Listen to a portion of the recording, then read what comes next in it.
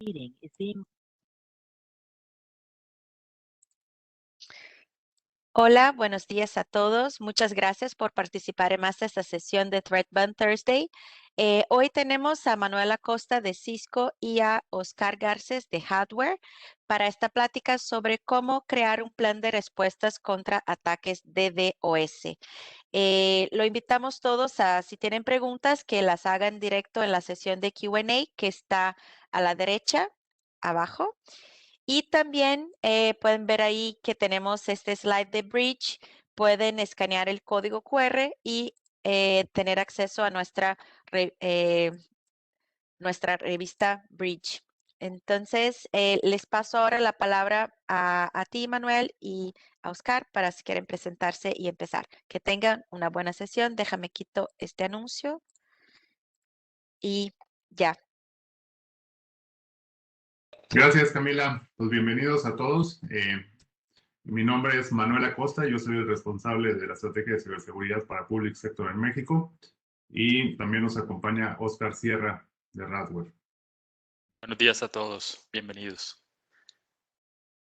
Bueno, pues sin más, vamos a empezar con esta presentación. El día de hoy, nuestro interés es hablarles de cómo crear o prepararse para crear el plan de respuesta a ataques de negación de servicios distribuidos, los famosos DDoS, ¿no? Y también mencionar que esto es algo que está sucediendo, ¿no? Muchas veces cuando hablamos con muchas entidades, la gente cree que no van a ser objetivo de los cibercriminales, pero es una realidad que está sucediendo hoy en día, ¿no? Y tenemos algunos ejemplos que han sucedido. En el caso, obviamente no podemos ser públicos muchos de estos casos, pero esto es una realidad que está sucediendo continuamente y más en estos días que los ambientes políticos están más enrarecidos, ¿no? Los activistas o los ciberdelincuentes están aprovechando esto para poder atacar, ¿sí?, servicios web expuestos a través de los famosos ataques de negación de servicio distribuido, los DDoS, ¿no? En este caso, por ejemplo, vemos como a una entidad de gobierno de los diferentes gobiernos de Latinoamérica le mandaron un ataque volumétrico y multivector a estos servidores que ellos tenían expuestos. La ventaja que tuvieron ellos es que ya tenían una solución de este tipo y pudieron identificar, ¿sí?, incluso la volumetría de estos ataques que iban desde los 250 megabits por segundo hasta 18 gigas por segundo, ¿sí? Y cuánto tiempo duraron, qué tipo de vectores aprovecharon. Esto, digo, con este tipo de soluciones lo pudimos resolver y contener, pero vean, el ataque duró 2 horas, constantemente estuvieron haciendo ese ataque. Si no hubiéramos tenido una solución como esta, ¿qué hubiera pasado? Esta entidad se le hubiera caído el servicio, hubiera perdido la disponibilidad y a veces esto mismo puede ser utilizado por los atacantes para lanzar otro tipo de ataques. Y esto no solo no pasa en gobiernos, ¿no? También pasa en los sectores financieros o en los distintos sectores, incluso el educativo. Y aquí tenemos otro caso, donde igual, aquí lo que querían es tumbar toda la infraestructura, ¿no? A través de un ransom DDoS, ¿no? Y obviamente también pudimos bloquear con este tipo de soluciones esta amenaza, este ataque, que también lo vimos que utilizó diferentes vectores y también duró 2 horas. Esto es importante porque está sucediendo. Hoy en día está sucediendo y está sucediendo no solo en los principales países o en los países más importantes, sino en todo el mundo está sucediendo. Y hemos detectado incluso ataques que no solo duran 2 horas, incluso duran semanas, ¿no? Y que de repente lanzan la ráfaga de ataque, se disminuye y luego continúan así. Entonces, esto es algo que puede ser muy desgastante para cualquier organización y sobre todo para los responsables de la estrategia de prevención contra ataques de negación de servicio o DDoS, ¿no? Ahora, ¿qué es lo que queremos ver en esta agenda? Uno, ya vimos que son casos reales y que sí sucede. Pero bueno, es importante prepararnos para un ataque. ¿Qué tenemos que hacer para prepararnos contra un ataque? ¿Qué respuesta debemos hacer o tener durante el ataque? ¿Cuál va a ser el análisis que hay que hacer posterior? Y terminaremos con conclusiones y algunas preguntas y abriremos el micrófono o revisaremos algunas de las preguntas que ustedes hagan a través del Q&A, ¿sí? Para contestarlas y disipar esas dudas. ¿Qué es lo que tenemos que hacer? De entrada nos tenemos que preparar para antes de que ocurra un ataque, ¿sí? Es importante que cuando estamos hablando de una estrategia de ciberseguridad, obviamente pues esto conlleva múltiples herramientas y una arquitectura de seguridad. Pero siempre que hablamos de análisis de riesgo y que estamos preparándonos para los diferentes tipos de ataques, empezando como hoy estamos hablando de los DDoS, es importante saber qué es lo que queremos proteger. Tenemos que identificar qué activos son los más importantes para mí, desde oficinas, ubicaciones físicas que yo tenga distribuidas, centros de datos, qué servidores son críticos para mí, qué aplicaciones, qué direcciones IP, qué redes, subredes, dominios, URLs, entre otras cosas. Tengo que tener claro qué es lo que quiero proteger. Sabemos que cuando hacemos una estrategia, muchas veces difícilmente podemos asegurar todo. Entonces, identificando cuáles son los activos más importantes para mí, puedo hacer ese análisis de riesgo para priorizar, ¿sí? ¿Sí? ¿Qué es lo que debo de proteger? ¿Sí? En ese sentido, una vez que yo ya tengo identificado cuáles son los activos importantes para mí, pues tengo que evaluar cuál es el daño que puedo sufrir si alguno de esos activos se ve afectado por la disponibilidad o porque se caiga el servicio o porque tumben algo de mi infraestructura. ¿Sí? Voy a perder dinero, voy a dejar de recibir ingresos, voy a dejar de recibir utilidades, voy a dejar de vender, voy a perder productividad, no voy a poder seguir produciendo, ¿no? ¿Qué pasó? Bueno, es un ataque diferente, pero lo que acaba de pasar con uno de los oleoductos en Estados Unidos, ¿no? Lo atacaron con un ransomware y obviamente perdió la productividad, no puede seguir operando hasta que no lo terminen la extorsión que están haciendo o resuelvan el problema que hoy en día tienen. Lo mismo pasa, si se cae el servicio, puedo estar dejando de operar, pierdo productividad, dejo de cumplir con los acuerdos o los niveles de servicio que yo tengo a lo mejor con clientes, con proveedores o con otro tipo de industrias. Hay un daño a la marca, por lo tanto hay un daño reputacional, que esto también se puede ver reflejado en pérdida de clientes. Si dejo de facturar, pues seguramente van a ir a buscar al que les pueda surtir más rápido. Si no puedo procesar, voy a perder clientes, ¿no? Y obviamente esto puede repercutir en obligaciones tanto legales como regulatorias, ¿no? Entonces, esto es importante. Una vez que yo ya identifiqué los activos, que ya identifiqué cuál es el posible daño que yo puedo tener en caso de que pierda la disponibilidad o que se vean afectados por un ataque de negación de servicios, ¿sí? Ya puedo empezar a priorizar qué activos son los más importantes y qué tipo de protección es la que yo debo de definir. Ahora, otro de los puntos importantes, muchas veces esto se dejaba en el aire, ¿no? Es muy crítico poder definir quién es el responsable contra la protección de los famosos ataques DDoS, ¿no?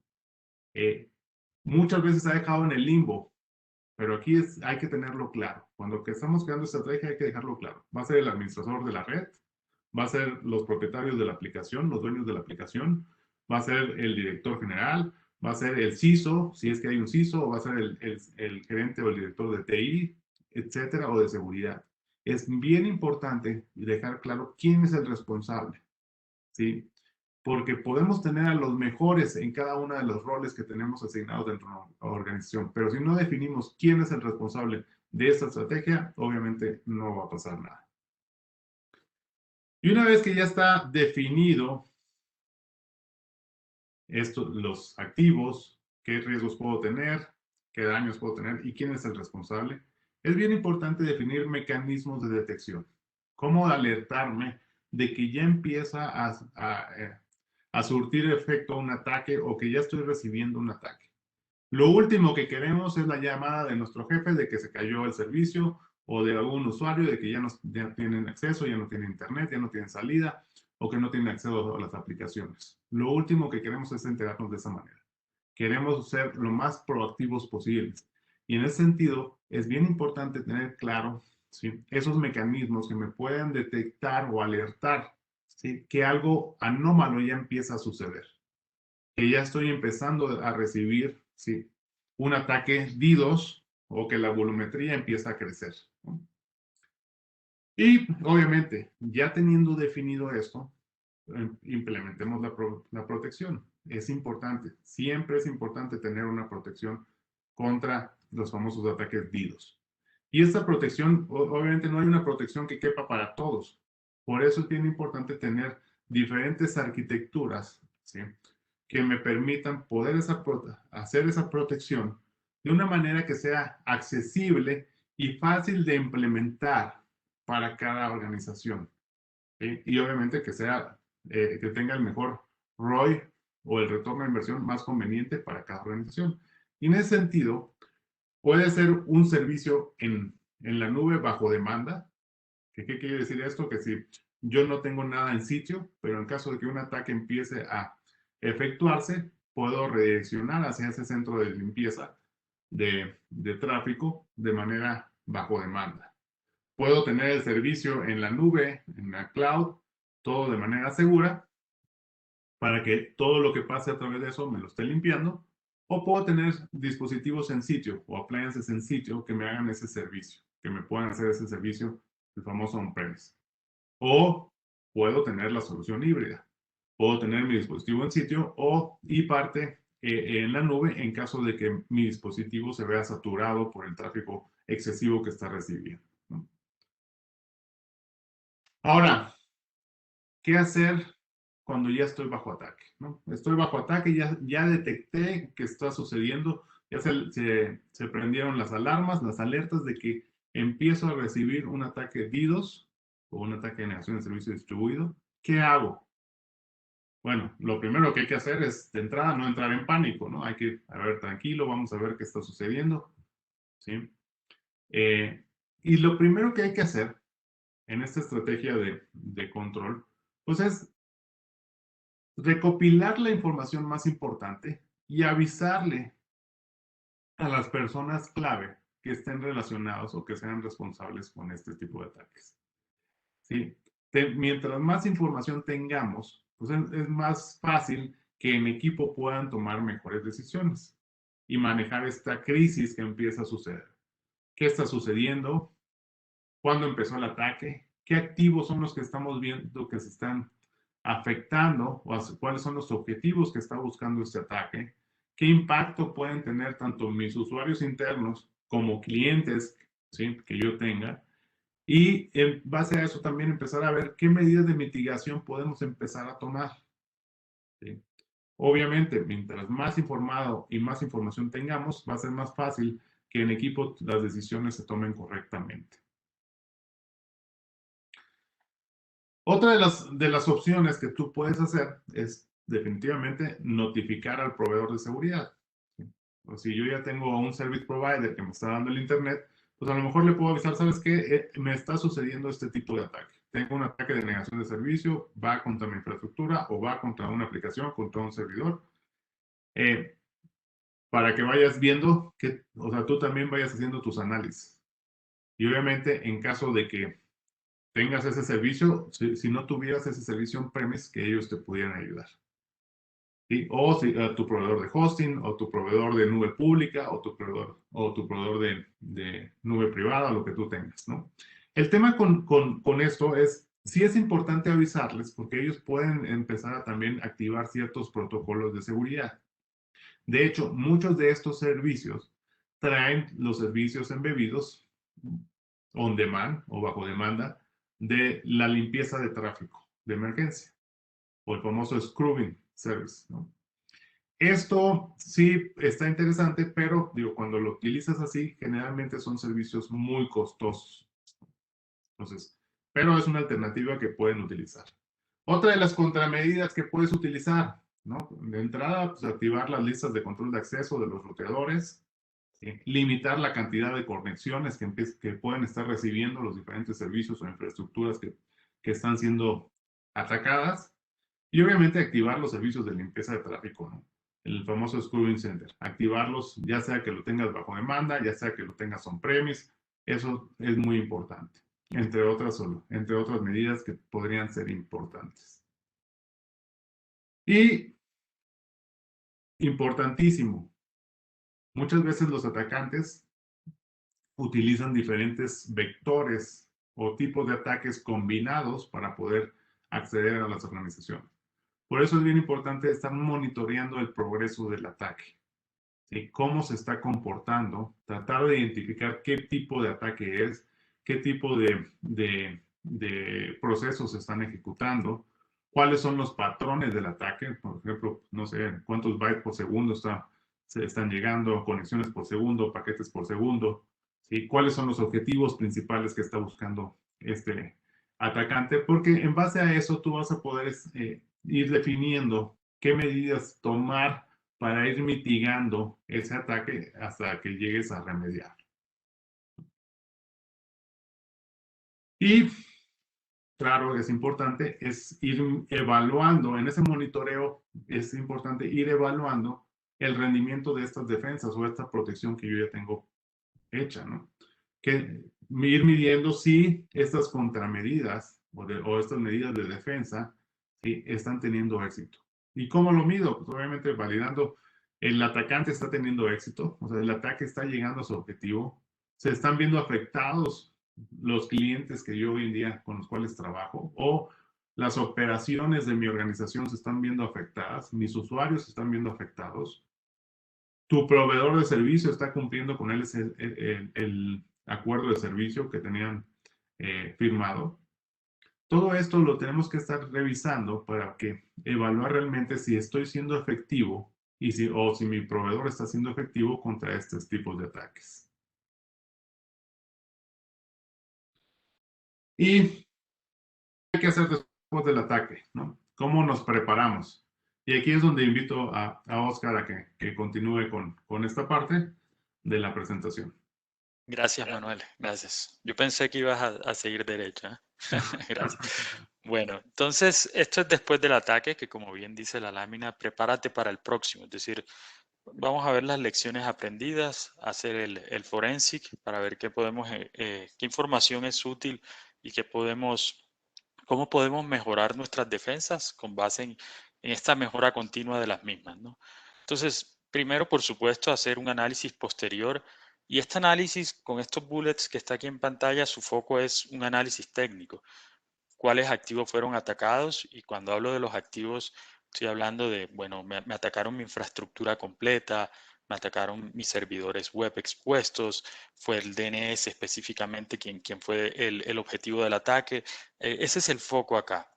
Luego, ¿cuáles fueron las características del ataque? ¿Fue un ataque de negación de servicio volumétrico? Por el contrario, el ataque de negación de servicio no fue volumétrico, sino más bien un ataque de tipo low and slow eh, que estaba llenando todos los recursos que yo tengo disponible en mi infraestructura o en una parte específica de mi infraestructura, o si la volumetría fue en cuanto a conexiones por segundo, en paquetes por segundo, en ancho de banda, porque la volumetría también puede venir de distintas formas. Por ejemplo, si es un ataque en capa 7, quizás la volumetría no sea en ancho de banda o en paquetes por segundo, sino en los requerimientos por segundo. Entonces, ese es el análisis que nos invita a hacer la lámina en este momento.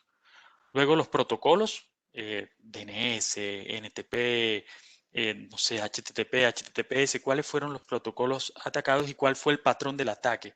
¿Qué quiere decir el patrón del ataque? ¿Fue un ataque constante en el tiempo o fue un ataque de tipo ráfaga que tenía un volumen de tráfico considerable en cierto instante de tiempo, luego se detenía un momento, un minuto después o incluso horas después, volvía a arrancar el ataque, pero ahora utilizando otros vectores? Entonces eso es lo que define cuál fue el patrón del ataque. La cantidad máxima, esto es necesario para evaluar las contramedidas que tengo, es decir, si las contramedidas que tengo están a la altura del ataque. Por ejemplo, cuánto fue la dimensión del ataque en bits por segundo, en conexiones por segundo, en paquetes por segundo, en conexiones concurrentes, etc. Esa es este parámetro es bien importante, como les mencionaba, para evaluar si mis contramedidas están a la altura. Si el ataque incluía o no protocolos cifrados, ustedes saben que ataques con protocolos cifrados están en bogas porque son sofisticados y requieren unas contramedidas bien específicas para poderlos mitigar. Nosotros, por ejemplo, tenemos para protección de ataques cifrados para protección de ataques, por ejemplo, como HTTPS flats, contra medidas únicas que van desde retos y respuestas dentro de la sesión SSL, como a detectar ataques utilizando parámetros que varían con la tasa de tráfico, request por segundo, que es la típica, y parámetros que no varían con la tasa de tráfico. Por ejemplo, cómo es la distribución del tamaño de los paquetes que el hacker envía. Entonces, o que el atacante envía en general. Entonces, correlacionando los dos, podemos encontrar cuando hay un ataque o detectar cuando hay un ataque sin cifrar siquiera el tráfico. Eso es clave porque una solución de mitigación de ataques de denegación de servicio que esté cifrando el tráfico, descifrando, perdón, en todo momento y volviéndolo a cifrar se vuelve vulnerable en sí misma porque ya es una solución que va a estar orientada a conexión, que va a tener la limitante del número de conexiones por segundo que soporte su tecnología de cifrado y descifrado de tráfico, ¿no? Y duración del ataque, tan importante como las otras que fueron bien técnicas, pero igual es bien importante porque al final tu operación va a estar detrás de ese ataque, va a estar soportando cada uno de los, en cada instante, perdón, cada una de las variaciones, por ejemplo, que el ataque tenga. Entonces, tu operación no puede estar dedicada por una semana a la mitigación del ataque, quizás unas horas está bien. Entonces, ese es un parámetro también importante evaluar. Quizás yo tenga que contar con un outsourcing durante la duración del ataque. Y quizás suena exagerado el tema de tener un ataque por horas, como les mencioné, pero nosotros hemos visto campañas de ataque en la región que duran meses, un par de meses y aún siguen. Incluso tenemos una campaña de ataque en evolución en este momento para ciertos días, luego otros días vuelve y arranca la campaña de ataque, dura un par de horas, baja, días después vuelve a arrancar. Y sabemos que es lo mismo, por el patrón del ataque, sabemos que es el mismo actor quien está detrás de ello. Entonces, ya realizamos el análisis posterior a nivel técnico. Ahora vamos a evaluar el daño, ¿cierto? ¿Qué daño tuvo quizás más a nivel cualitativo dentro de mi infraestructura? Es decir, el ataque pudo penetrar, lo detuve. Si pudo penetrar, ¿qué servicios se vieron afectados y por cuánto tiempo? La pregunta por cuánto tiempo es válida porque hay veces que mis contramedidas duran un tiempo en tener un efecto válido sobre el ataque, es decir, en mitigar el ataque. Entonces, puede que al inicio parte de ese ataque pase. Entonces, si parte de ese ataque pasó por unos minutos, ¿eso tuvo alguna afectación sobre mi infraestructura? ¿Es mi infraestructura lo suficientemente poderosa para aguantar por lo menos esos minutos en que el ataque pasa y en el cual mis contramedidas no han sido efectivas? Entonces, el tema de tiempo es bien importante, no solo para evaluar el ataque en sí mismo, sino también si mi infraestructura puede contener el ataque durante ese periodo de tiempo. El daño monetario, por supuesto, tengo un sitio web, por ejemplo, es mi e-commerce donde estoy generando ventas y ese sitio se cayó por un periodo de tiempo considerable, pues ahí puedo correlacionar y sacar el daño monetario específico del ataque, ¿no? Si se ocasionaron daños indirectos, estoy hablando de clientes que utilizan mi infraestructura o partners de negocio que se vieron afectados por el ataque.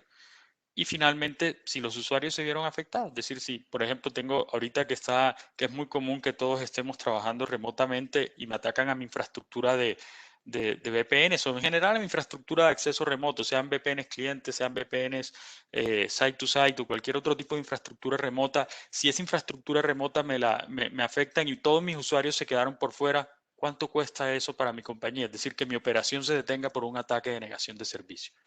Entonces, eso hay que evaluar, eso hay que evaluarlo bien, hay que entenderlo bien.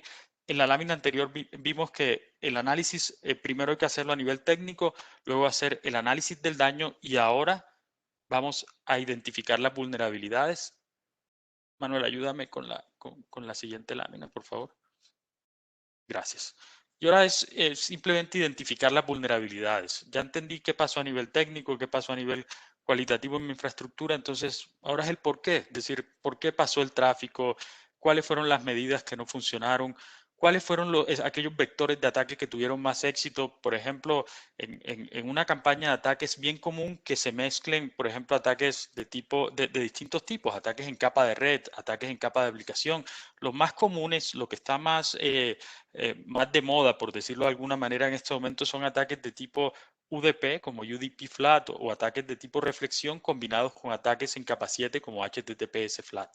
Casi que todas las campañas tienen esos dos tipos de vectores. Entonces, por ejemplo, fui capaz de detener el ataque de UDP Flat, ¿ok? Pero el ataque cifrado no fui capaz porque, bueno, no tenía las contramedidas necesarias. Entonces, esa es la evaluación que se hace en ese momento, y de esa evaluación es decir, si hubo vectores de ataques que fueron exitosos, de esa evaluación se desprende cuáles recursos se vieron afectados. Se afectaron mis servidores DNS, se afectaron mis sitios web, o por el contrario, se afectó mi pipe de Internet. O sea, el ataque fue capaz de llenar mi pipe de Internet y llenó toda mi infraestructura, y dejó toda mi infraestructura por fuera. Entonces, ese análisis, haciéndolo así metodológicamente, me va llevando a tomar conclusiones, ¿no? A hacer conclusiones con respecto a qué ocurrió durante el ataque. Y finalmente, si los usuarios experimentaron falsos positivos. Hay algo que es bien importante, y es qué tan consistente es mi mitigación. Cuando hablamos de consistencia en la mitigación, ¿cuál es el objetivo de mitigar este tipo de ataques de denegación de servicios? Es que la disponibilidad de nuestros clientes no se vea afectada, ¿cierto? La disponibilidad de la infraestructura no se vea afectada. Entonces, para eso yo tengo que mitigar el ataque y dejar pasar el tráfico legítimo. Eso, tan simple como se ve, es bien complejo dependiendo a qué tan complejo o qué tan sofisticado sea el ataque. Entonces, si soy capaz de detener el ataque sin generar falsos positivos, mi objetivo está cumplido. Sin embargo, si mitigué el ataque, pero al momento de la mitigación generé falsos positivos, y otra manera de decir esto es que dejé a mis usuarios legítimos por fuera, igual el objetivo del ataque está, ¿no? Se indisponibilizó el servicio para mis usuarios legítimos. Entonces tengo que ser muy cuidadoso y tengo que analizar bien si las contramedidas fueron excesivas y mitigué de más. Mitigar de más es mitigar tráfico legítimo, ¿no? Luego, si tengo un servicio contratado, tengo que verificar el cumplimiento del SLA del proveedor. O sea, ¿qué significa el cumplimiento del SLA? Ese servicio se compromete a darme ciertos tiempos para detectar el ataque, ciertos tiempos para alertar, también tiempos para iniciar la desviación en caso de que aplique. Más adelante voy a profundizar al respecto. Y una vez ya detecté el ataque, tengo que mitigarlo, que es mi objetivo, entonces también un tiempo de mitigación. Supongamos que entre el tiempo de detección y el tiempo de mitigación, el SLA del proveedor es 30 minutos. Entonces uno se pregunta, ¿es ese SLA conveniente para mí? ¿Es el SLA que mi organización requiere? Quizás la respuesta es no, o quizás la respuesta es sí, ese SLA está perfecto porque yo no tengo servicios críticos y para mí estar 30 minutos por fuera está bien. Cosa que de verdad en estos momentos, en este mundo hiperconectado en el que vivimos, estar por fuera 30 minutos no es aceptable, yo creo que para ninguna industria ahora en general, ¿no? Pero bueno, volviendo al tema, estos tiempos normalmente son tiempos commitment, son compromisos dentro de un servicio de mitigación de ataques, y yo tengo que evaluar si estos tiempos, primero, se cumplieron, y segundo, que es más importante, son los que mi industria requiere, son los que yo requiero para operar de forma correcta. Los dos últimos, perdón, la consistencia de la mitigación fue de lo que hablé anteriormente. O sea, si estoy mitigando correctamente y dejando pasar el tráfico legítimo al mismo tiempo, eso me daría, por ejemplo, una consistencia de la mitigación del 100%. Hablemos de una consistencia en la mitigación del 90% en un ataque, no sé, de 100 gigas. Si estoy dejando pasar el 10% de un ataque de 100 gigas, quiere decir que dejé pasar 10% del ataque. Eso es muy malo, ¿no? O sea, una consistencia del 90% en ese escenario que yo les planteo, es decir, de dejar pasar el 10 gigas de tráfico hacia la red del cliente, hacia la red protegida, puede generar indisponibilidad de servicios si yo no tengo la capacidad local para manejar esos 10 gigas de tráfico. Y muchos de nosotros no las tenemos. Yo tengo, en nuestra oficina tenemos 100 megas contratados de ancho de banda. Me llega un ataque de 100 gigas y dejo pasar 10 gigas, adiós, es decir, me causa indisponibilidad completa de mi servicio.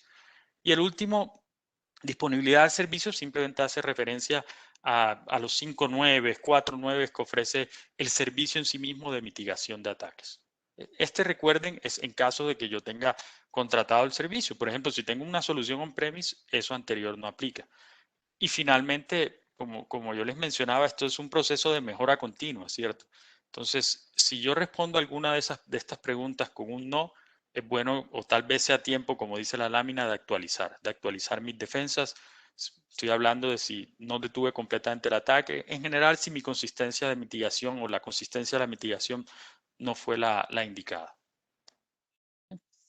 Entonces, esos son los pasitos. Recuerden, el análisis técnico, evaluar el daño, identificar las vulnerabilidades, SLA si tengo el servicio contratado y finalmente, hombre, actualizar mis defensas. Por ejemplo, en este punto de actualizar las defensas, si el ataque fue volumétrico y yo tenía una solución on-premise y mi solución on-premise, el cuello de botella de dicha solución es el ancho de banda del enlace, ¿cierto? Si mi enlace es, volviendo al ejemplo de mi oficina, de 100 megas y el ataque que me llegó es de 100 gigas, va a ser imposible manejarlo localmente. Entonces tengo que tener otro tipo de solución, tengo que actualizar mis defensas. Ese sería un ejemplo de actualización de defensas en este caso.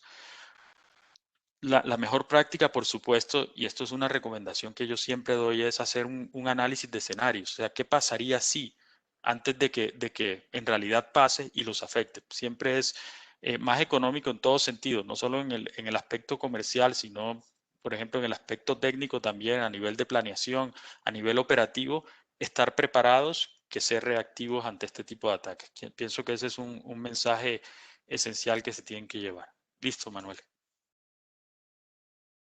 Entonces, para finalizar esta parte, para concluir qué hacer antes, durante y después del ataque, lo primero recuerden, mapeen sus activos, evalúen el daño, asignen las responsabilidades, miren qué mecanismos de detección y mitigación de ataques tienen, sean muy conscientes de qué tienen para proteger contra ataques que atenten contra la disponibilidad de su infraestructura, de sus servicios y cuáles son esos servicios críticos. Eso es fundamental. Tener ese awareness les va a dar claridad de si se están protegiendo de forma adecuada o si hay que hacer algo adicional. Luego, el durante, estamos bajo ataque, ¿cierto? ¿Qué debemos hacer? Entonces, lo que mencionaba Manuel, la parte de comunicación es fundamental. Nosotros lo vivimos todo el tiempo, porque Cisco es proveedor de seguridad, provee estos servicios también en la nube. Entonces, nosotros estamos al frente de campañas de ataque ayudando a nuestros clientes a hacer la mitigación. Y gran parte de los problemas o los malos entendidos que surgen al momento de hacer la comunicación la mitigación es la falta de comunicación con los distintos equipos. Si uno tiene a sus stakeholders principales con el nivel de comunicación adecuado, todo esto va a fluir de una mejor manera. Hay que monitorear la progresión del ataque porque, como yo tiendo a decir algo y es, los ataques son un ente viviente, es decir, esto va mutando. Tenía el caso la semana pasada que estaban atacando el sitio web de un prospecto en realidad nuestro. Ese sitio web lo protegimos, es decir, lo subimos a nuestro servicio y lo protegimos de forma temporal y luego el atacante switchó a otro sitio web, a otro sitio web, a otro sitio web. El resultado fue toda la infraestructura, tuvimos que proteger toda la infraestructura porque el atacante fue cambiando el target del ataque progresivamente y así como cambiaba el target del ataque, cambiaba los vectores de ataques. Es un ente viviente. Y finalmente evaluar en este durante, hacer una evaluación constante de rendimiento de las defensas y con toda esa información después realizar el análisis, tanto técnico, el análisis técnico como el análisis cualitativo, identificar las vulnerabilidades, hablarse con el proveedor, validar si lo que ofrece el proveedor es lo que yo necesito y finalmente actualizar las defensas, ¿no? Es decir, proteger esos huecos de seguridad que me quedaron de mi análisis. Y recuerden el escenario de what if. ¿Qué pasaría si? ¿Qué pasaría si? Siempre pregúntense eso, ¿vale? Que no los cojan de sorpresa ahí. Bueno, hablemos un poco de nuestra solución, de la solución Cisco Secure DDoS, que está potenciada por tecnología Radware. Entonces, lo primero, hablar de qué dice Forrester Wave, que es un tercero, por ejemplo, acerca de nuestra solución. Como ustedes ven, la solución está acá de líder. Estoy hablando de la imagen que está a la izquierda de sus pantallas. Y está de líder precisamente porque tenemos la oferta de seguridad más fuerte, la oferta actual más fuerte. También tenemos una estrategia coherente, una estrategia que nos ha llevado a tener esa oferta poderosa que les menciono y también nuestra presencia en el mercado. Es una solución muy poderosa. Yo soy técnico y lo que más resalto de la solución es la capacidad de innovación que tenemos. Es decir, aquí hay innovación incremental en todo momento y el por qué, yo lo veo de esta forma, el por qué hay innovación incremental en todo momento en este tipo de soluciones, específicamente en la nuestra, es porque nosotros tenemos un actor distinto a cualquier otro tipo de industria. Cualquier otro tipo de industria se basa en la demanda y cambia por lo que dicen los clientes, cambia la solución porque los clientes quieren un feature distinto o porque hay que mejorar cierto aspecto que no funciona de la forma adecuada. Entonces se hace una innovación incremental con respecto a eso. Eso es la dinámica de la mayoría de industrias, la dinámica de mercado general. Sin embargo, en esta tenemos otro actor que son los hackers, ¿cierto? Y los hackers te llevan a que esa innovación incremental se tenga que hacer mucho más rápido. Y lo vivimos el año pasado con la pandemia y cómo cambiaron nuestros hábitos de consumo online.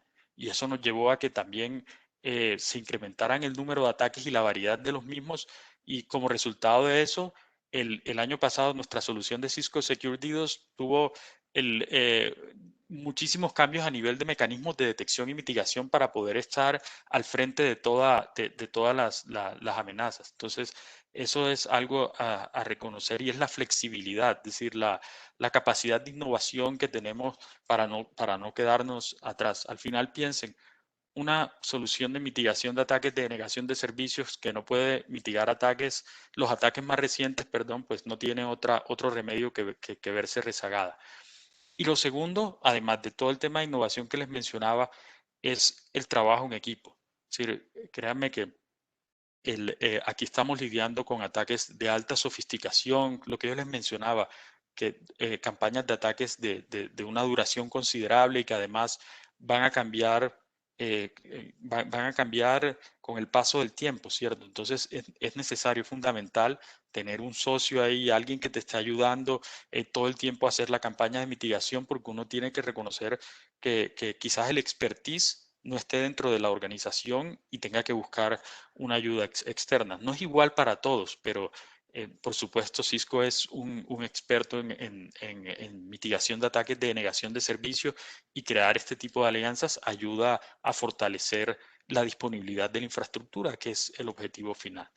Adelante, Manuel.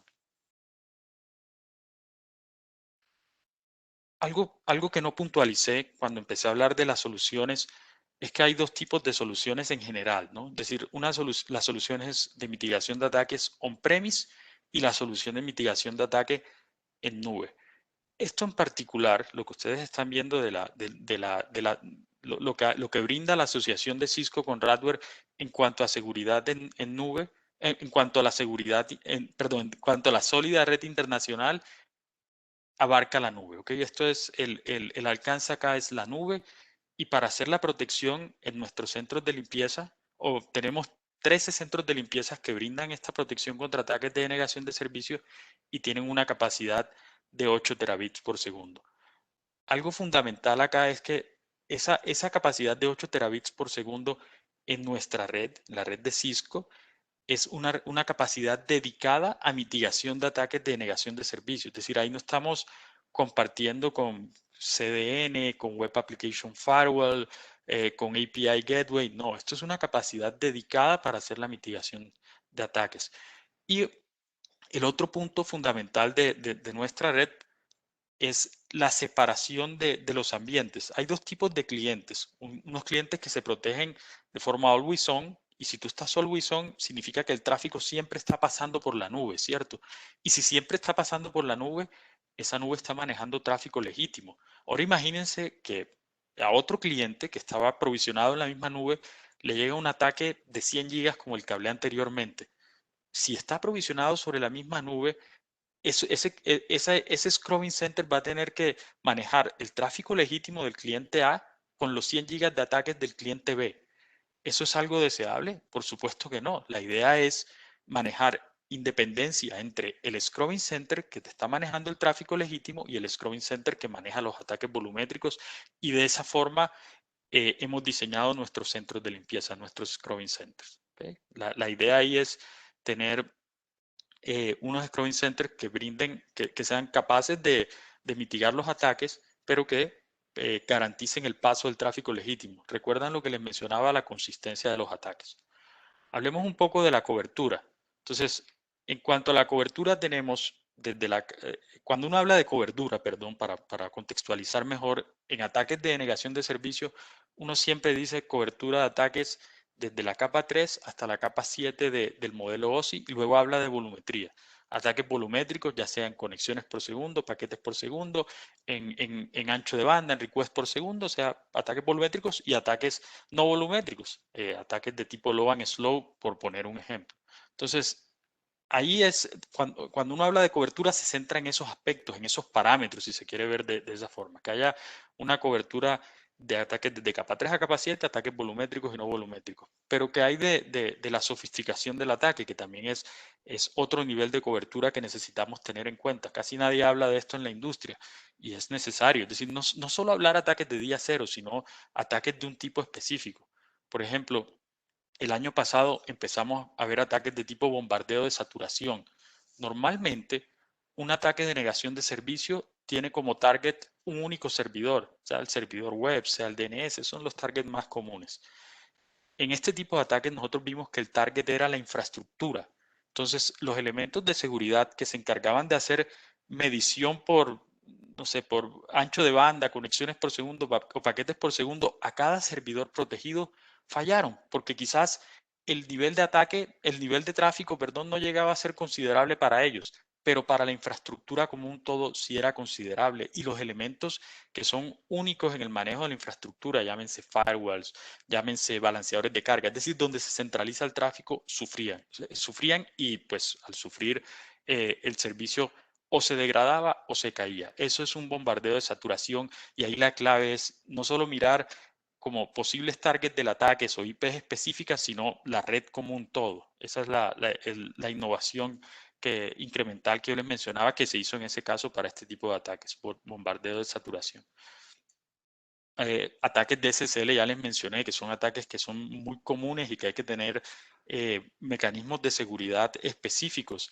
Por ejemplo, no cifrar y descifrar todo el tráfico, meterse en la mitad de la conexión únicamente cuando se detecta el ataque, es decir, para hacer la mitigación efectiva. Esto es el tema de ataques DDoS de SSL es un arte. Yo creo que el tema de ataques en general, el tema de ataques cifrados es bien es único en las tecnologías, la forma en la cual ellos lo manejan, y de verdad se ha convertido en una piedra angular para hacer un proceso de mitigación adecuado. Es decir, si esto no se hace de manera correcta, la solución queda ciega y no protege contra gran parte de los vectores de ataques que hoy en día están sucediendo, como es el caso de ataques SSL. Adelante, Manuel. Entonces, eso es en cuanto a cobertura de ataques. Ahora miremos las opciones de implementación que tenemos en nuestra solución de Cisco Secure DDoS. 3. ¿Para qué?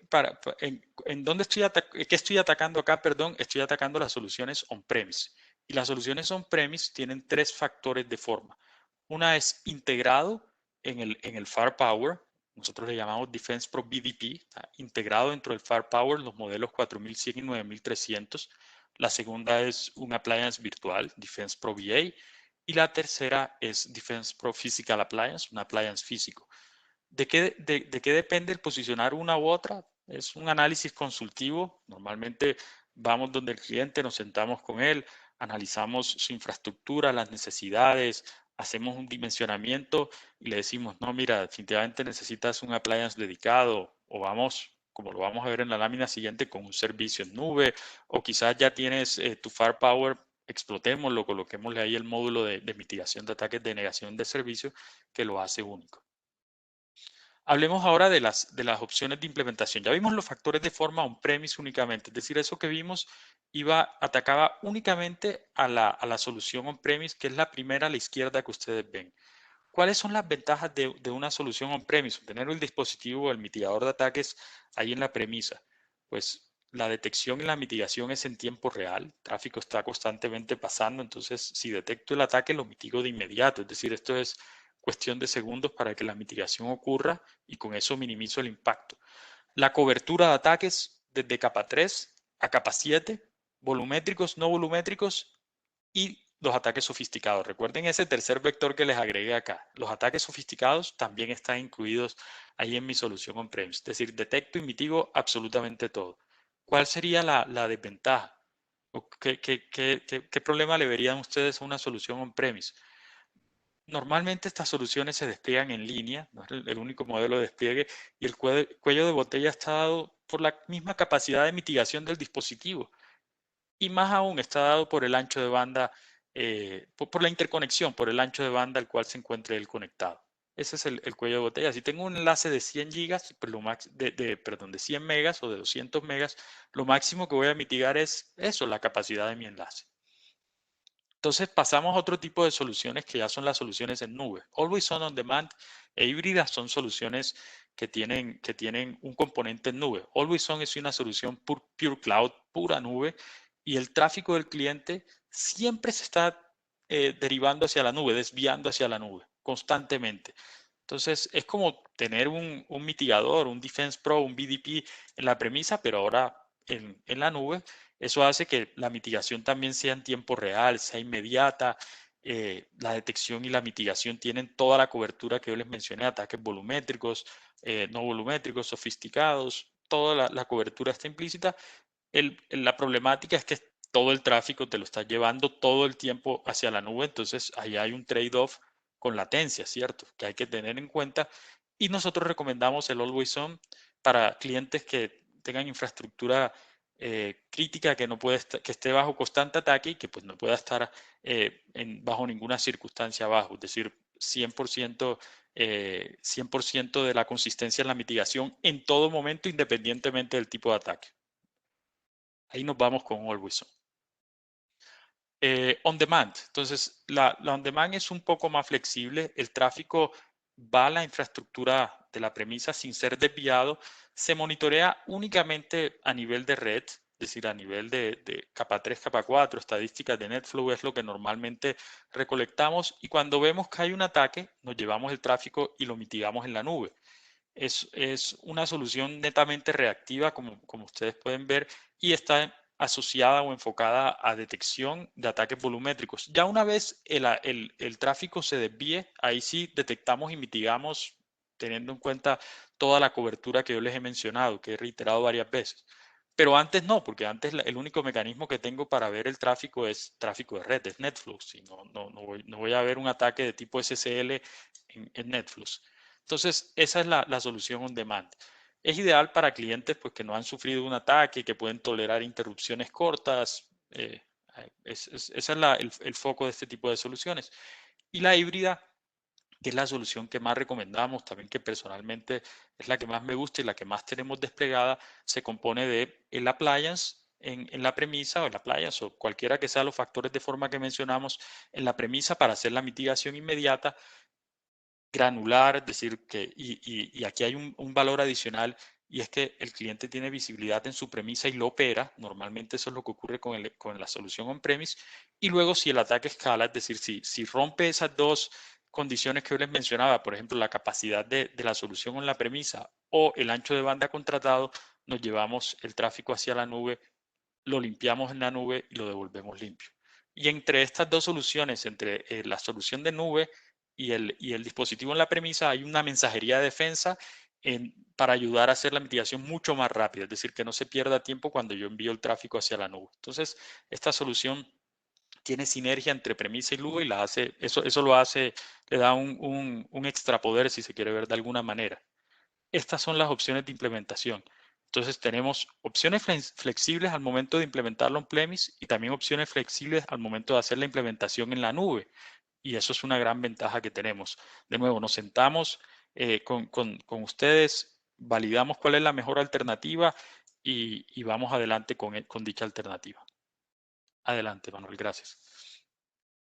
Bueno, entonces, algo que quiero hacer énfasis, que quiero estresar es la cobertura, o más bien la calidad de la solución en nube, es la misma calidad que tienen los appliances o las soluciones en la premisa.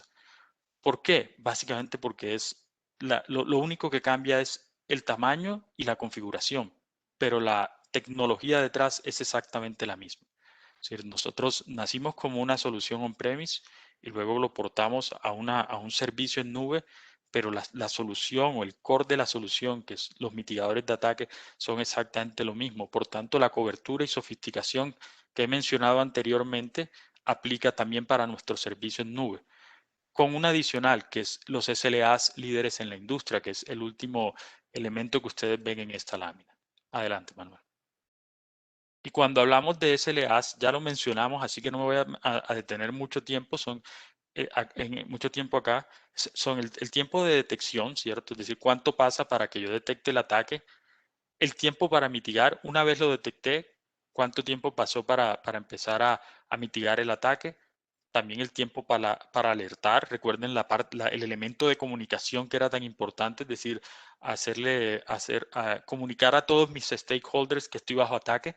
Luego, el tiempo para desviar en caso de que tenga unas soluciones de qué tipo, on demand o hybrid, que son las únicas en las que se hace desvío, porque always on, el tráfico todo el tiempo está desviado y la solución on-premise pues no tiene servicio en nube.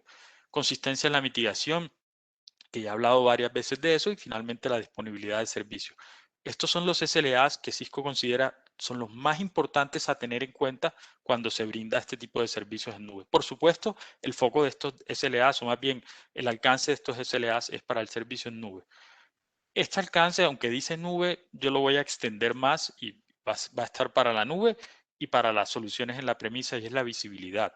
Algo en lo cual hemos invertido mucho en los últimos tiempos es en lo que hablaba de innovación incremental, es también en temas de visibilidad, no solo en temas de sofisticación en la detección y la mitigación de ataques. Y bueno, ahí la solución ha evolucionado considerablemente.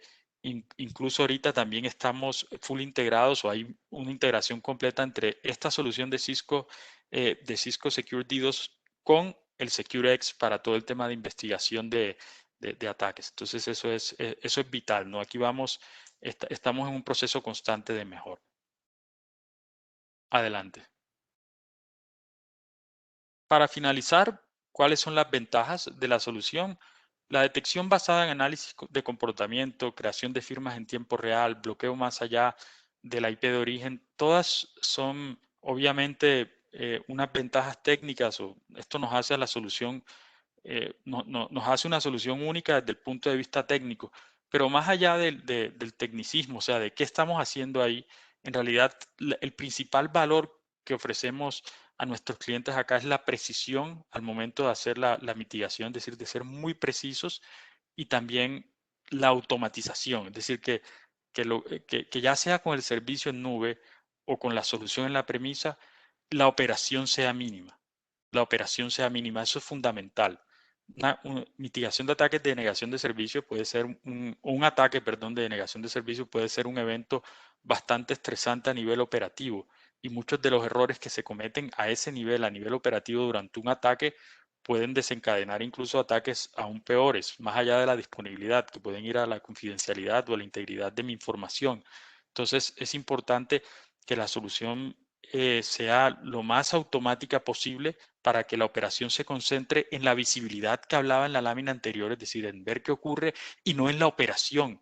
Imagínense ustedes estar operando un dispositivo de estos en una situación como la que yo describí. Puede llegar, es muy, pues se pueden dar muchos errores en ese tipo de situaciones. Eso es a lo que me refiero.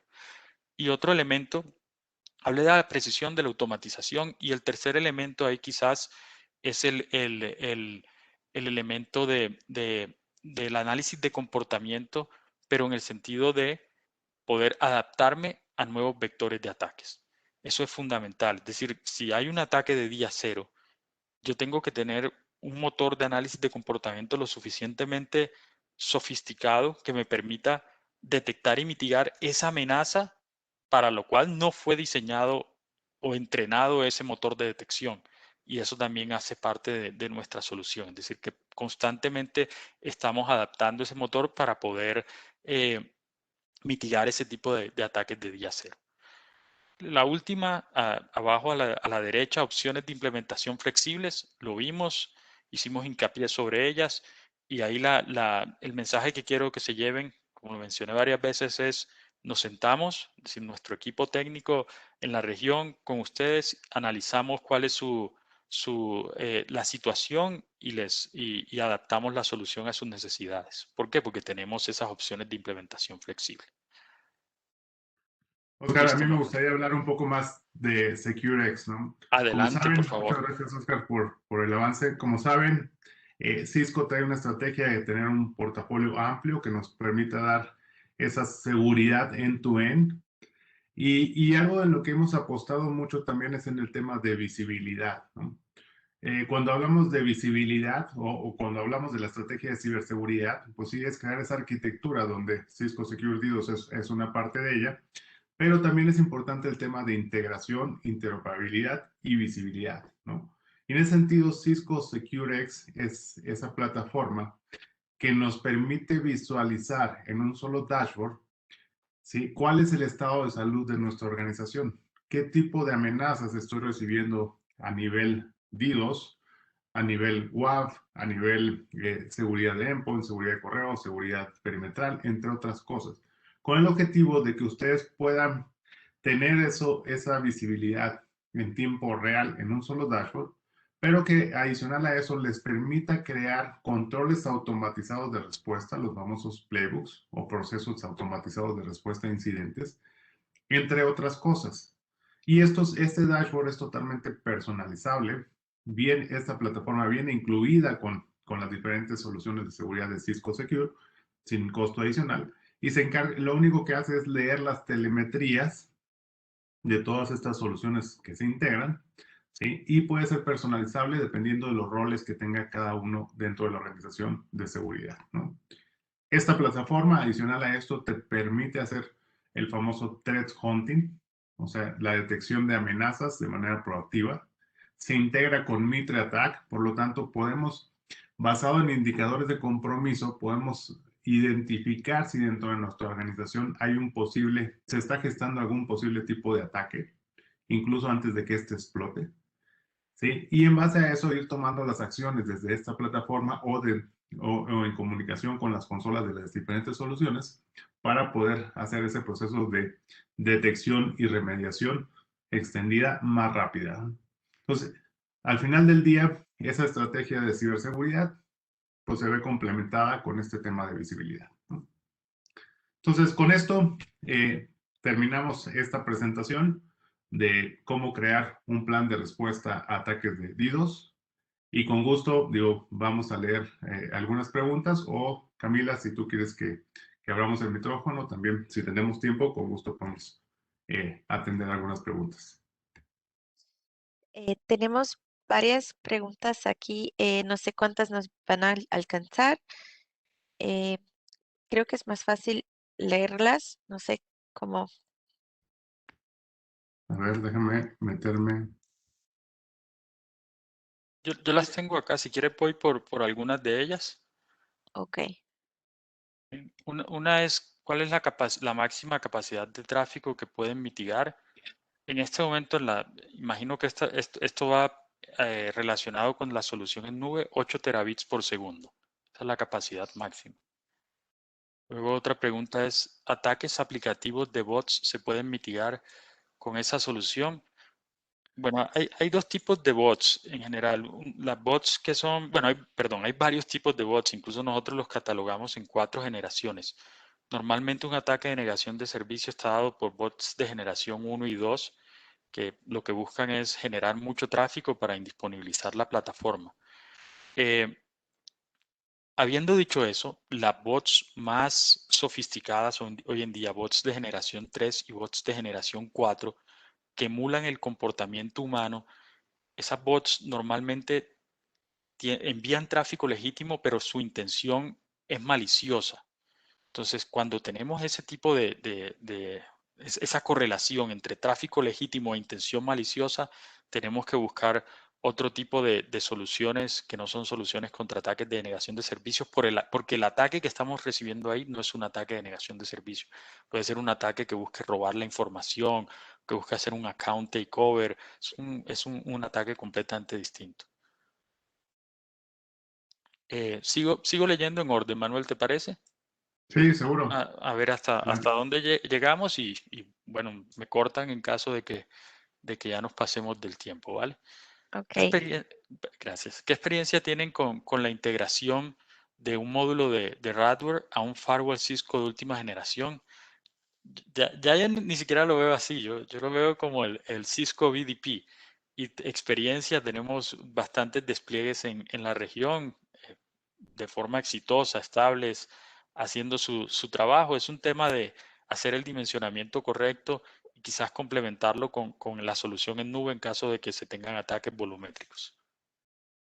Bueno.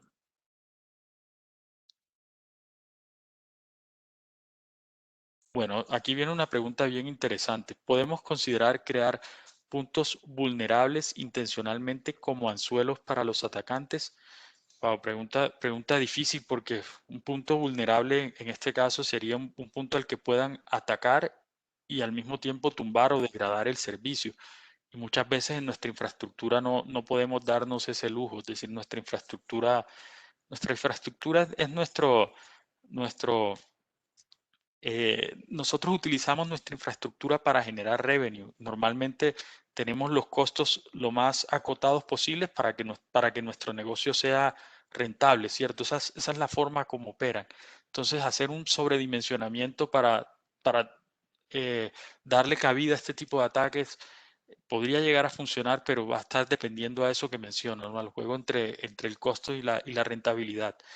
Ahora, eso es por un lado, eso es para que me ataquen mi infraestructura. Hay otro punto de vista en esto y es dejarme infectar para ser parte de la bot. Lo que uno llama, si ese dejarme infectar es activo, es decir, si yo estoy hablando activamente con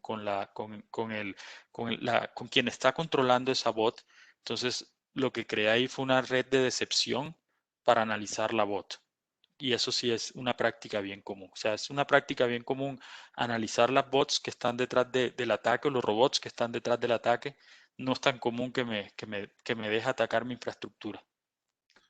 Pero Oscar, muy buena aquí hay pregunta. una pregunta interesante. Dice, en caso de algún incidente en la solución en-premise, ¿puede quedar en modo bypass de manera automática?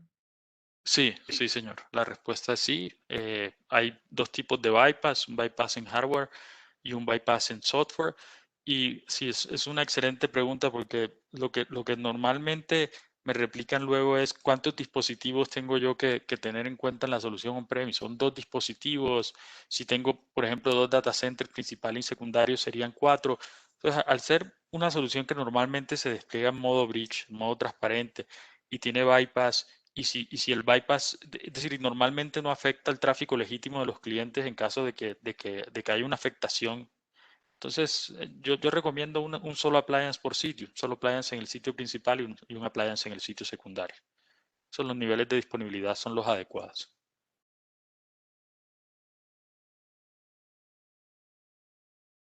Nos preguntan varios si va a estar la presentación disponible. La grabación también estará disponible próximamente. Sí. Otra pregunta es, ¿hay Sí, formas adelante. de identificar a los atacantes para denunciarlos a las autoridades?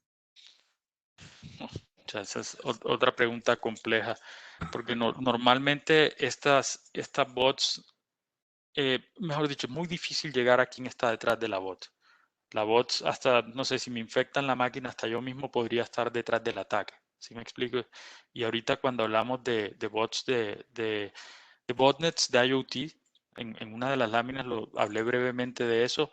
Es algo que está muy en boga porque este es un ejército bien numeroso que siempre está encendido porque los dispositivos del Internet de las cosas siempre están encendidos, son bien vulnerables. eh, y por ende hace que sean bien atractivos para los hackers infectarlos, controlarlos y lanzar los ataques.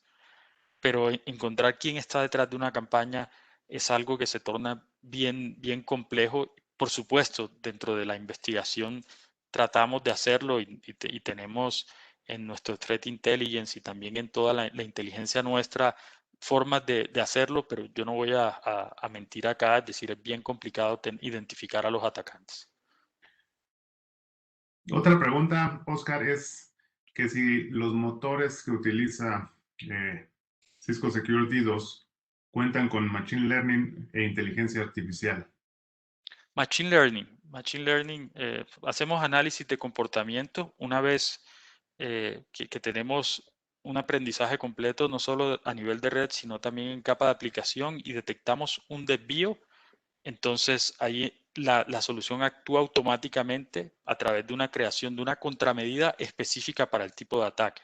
Eso es algo único, eso incluso son patentes nuestras.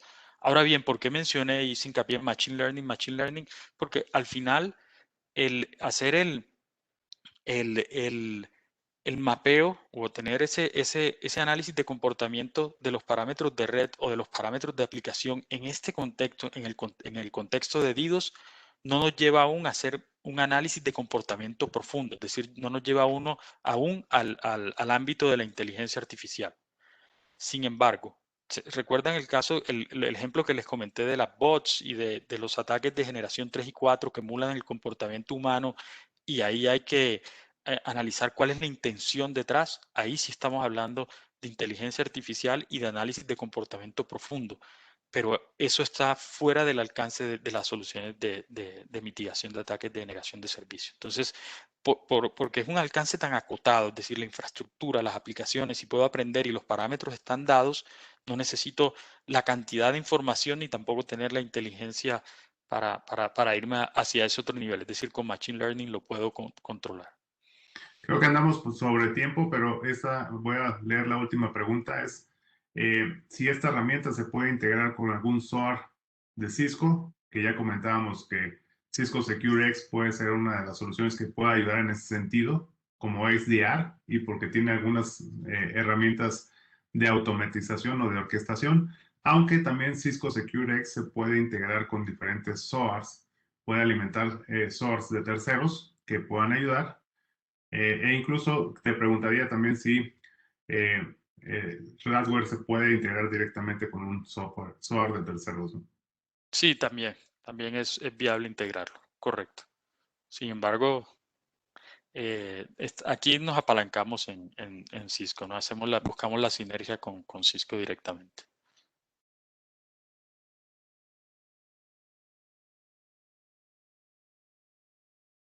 Pues bueno, pues muchas gracias por la atención. Fue un placer poder dar esta presentación y tenerlos a todos ustedes presentes.